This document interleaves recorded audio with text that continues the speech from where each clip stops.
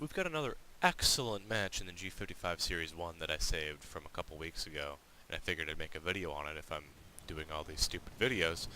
Um, this one is less, I mean, this one I don't get 5 kills, I don't get 937 kills like normal. I get 3 kills, which is good, but this is more about, I have some pretty good defensive flying here, and it also shows that not all teammates in War Thunder are mentally challenged, which is good. You know, it's nice when you have worthwhile teammates. I'm going to skip through the beginning part of this match quickly, relatively quickly. I engage the Spitfire here, and I try to nick him while he's flying in a straight line here, a little bit off, and I end up having a turning engagement with him. I pop my landing flaps, and doing so allows me to kind of keep up with him a little bit. I intercept him a couple more times, but I'm just a little bit too short. As I said, I'm just kind of skipping through. This isn't why we're watching this video, or why I'm making this video more so. I try to hit him at a distance, and again, I'm a little bit off. I try to harass him at distance, use my 50 cals a little bit. Yeah, just to try to get him off. And then I notice this down here. There's a lot of guys down low, and I kind of want to help that TI-154. So I come into dive, and you can see how well this thing dives. So this is pretty tasty looking here, right? But it's also pretty dangerous. That's 4 enemy planes right there. So I come in and I take out this first guy. I make quick work of him, you know, just a couple MG151s are enough to take him out. Now I've got these 2 guys behind me, right? They don't have anywhere near my energy. Now this is like how you fly a 0 with that Spitfire. You nose up and you get some quick shots off, but I'm looking at him this entire time. I don't need to be looking at this shit. I need to look behind me and make sure I'm not getting hit. I did take one 7.7 there, but it wasn't enough to do anything. That Hellcat's way too far to engage. So I see that Hellcat's actually coming up to me. That Spit has already stalled, and I would have engaged him there if that Hellcat wasn't also still coming up. So I would have actually turned back around and down by now, but I see this Hellcat is still coming up at me. So I end up leveling out at my altitude and then coming back around when I see his wingtip smoking, and he is clearly stalling out. So this makes for a really easy kill. I only use my 50 cals actually because I want to conserve my MG151s, because there's no reason to use the MG151s in a situation like that. That's a 50 cal kill right there. So now I've actually got the Spit on me again, but I just got out of a dive, he got out of a stall. I make a pretty dumb maneuver there. I should have extended. I thought he was more, I thought he had less energy than he did, but, you know, I'm watching him the whole time, making sure that his bullets are not going to hit my plane, and they don't. So I extend there. Those are 2 pretty good kills. That was some good offensive flying there, so if you want to know how to fly the G.55 and pull off some cool stall maneuvers, that's how you do that. But the really important stuff happens a little later. We have that Spitfire who's running away now, so I turn to engage him, and this Spitfire here ends up diving on me. I do nose up to try to get some shots off on him. No, nothing special there. I actually come up and try to kind of spook him into breaking off. Let's see if I can get a good shot off there. Don't.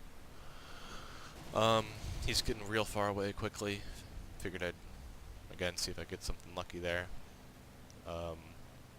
And at this point, one or both of them, yeah, this Spitfire turns back around to engage, and I think that means this guy does as well. So I actually turn away from him, and I believe, yeah, see, we've got, look at what we've got here. We've got 1, 2, well, the other 2 guys disappeared, but we had that other Spitfire that you just saw turn back to engage me, and that other one that looked like he was going back to his base that could easily turn around. So we've got 4 planes in the immediate vicinity that I have to engage by myself, essentially. We've got a P-47 relatively close, but for the time being, it's just me. So I see the Spitfire behind me, and I come to take a shot. I think I actually get him here. He kind of flopped around. Now, be really careful here, okay? Don't copy that. You have to watch where the ground is relative to your plane. I realized too late that, holy shit, I'm going 538 at 200 meters straight towards the ground. Luckily enough, I pop out my flaps, which you don't want to be doing at this speed, so as you can see, I rip one off, but I just barely don't hit the ground, but because this thing is quite maneuverable. But watch out for that. So I again pop out the flaps to landing position to get a so I can get around in the spit, and I take that head on, knowing that I have a significantly better chance of killing him there, and I want to get him out. So I do, and I don't take any damage from him. Um, Now we've got this guy right behind me, and now this is where the defensive flying comes in. I do get lucky too, because the shots that they did hit didn't end up killing me. So it's about half luck, half good flying, I'd say, if not. Yeah. So we've got him right behind us, and now this really sucks for me, because normally I could get out of a situation like this if I was a altitude disadvantage, and I could get that Spitfire to dive on me and then overshoot, but he's not overshooting. We're both the same speed, same altitude. I turn worse than he does, so I can't just do the typical zero, turn around real quick kind of thing. So this is a pretty shitty situation for me. I essentially have to defend as much as I can.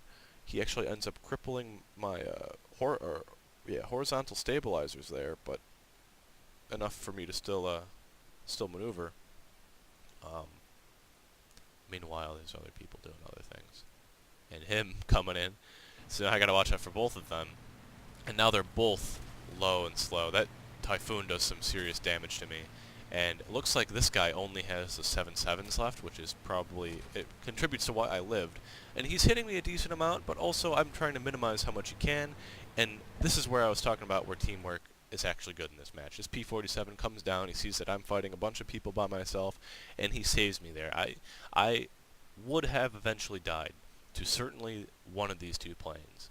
And I was actually surprised at the time that Spit didn't kill me yet. I was evading most of the shots, but he did hit me, as you saw, a decent amount with those tiny guns. But the P-47 comes in and saves me, which I'm quite fond of. It's nice when people are like that. Now this is pretty cool. This is a really good setup. This is part of the reason why you're watching this video. This Typhoon is coming in, or why I made this video. Typhoon coming in, so I actually do a quick stall maneuver. I'm going really slow, pop out the landing flaps, and I get him to come up towards me, and I see that he just barely doesn't have enough energy to get his shots on target. So he goes flying past, and P-47 takes that kill right as he's at the peak of his turn, right next to me. So that was a perfect setup for that P-47, and it was perfect for me as well, as in that Typhoon just barely could not get shots off on me. So, and that's pretty much the match. There's a Spitfire over here, and maybe one other somewhere, but we've got plenty of guys, and, you know, I got 3 kills down here, and I assisted in killing 2 other ones by setting them up for that P-47. So, you know, it shows that this plane is pretty good at defensive flying, and if you can pull off some pretty cool stuff back there, and not every teammate in War Thunder is retarded, as shown by this, was that P-47? It must have been that guy, yeah. Well anyways, I thought that was pretty cool.